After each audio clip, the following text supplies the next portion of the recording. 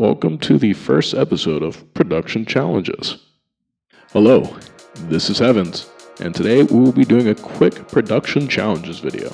Why? Because some friends asked me to, and I don't want to type it out. And why not do this so people can see how I produce things? Now, as a disclaimer, I am not a formally trained producer. I started most of my production journey in Super Negative earlier this year. But, given the amount of tracks I have made, I feel like my production knowledge is at least somewhat comparable to at least the average producer, if not a little bit more. But, this does not mean that you should take my word as definitive. Always make sure to check around and see if other people are saying similar, or to come to conclusions yourself. Anyway, with that out of the way, the first thing we're going to go over is time manipulation, which is basically just taking a sample and either speeding it up or slowing it down. Why would you want to do this? Well, it actually extends the life of your sample. In this song, we are using the same sample on both tracks, but because one is being condensed to be faster and another part is being stretched out to be slower, you get a variety of different effects that change the actual vibe of the song. To do this is pretty simple. In most DAWs, they have some type of command to do some type of time stretching or condensing the sample. You want to find wherever that command is, take your sample and stretch it out or condense it as much as you'd like. My recommendation, especially if you do electronic music, is to try to stretch it to where it lines up on the grid.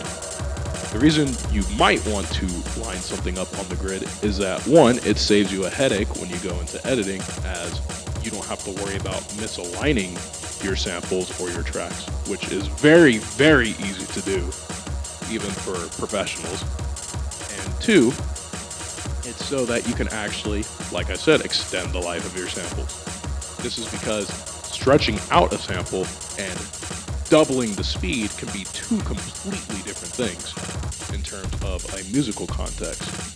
And because of that, you can reuse a sample almost indefinitely by just changing the time and by changing something like the pitch, which we will go over in a different video. So, for the first challenge, we will be doing something very simple. You should take a sample, whatever sample you like. Drums are usually the easiest to do, and you will find the time stretch command on your DAW and time stretch it to whatever tempo you feel is best. And once you do that, take the exact same sample and time stretch it again. Try to do a group of one full sample, a grouping of two samples that are the same time as your first sample, and a group of four samples so that it is the same time as the first one. And listen to and compare them.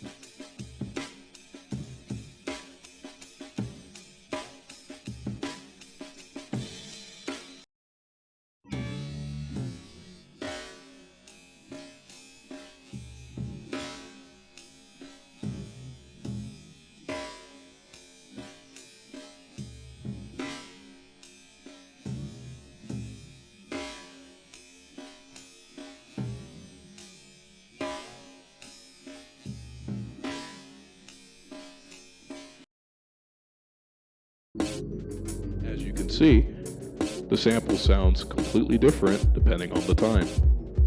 Now, do the same exact thing, but in reverse. Slow down the original sample by ×2, and do it again, but ×4.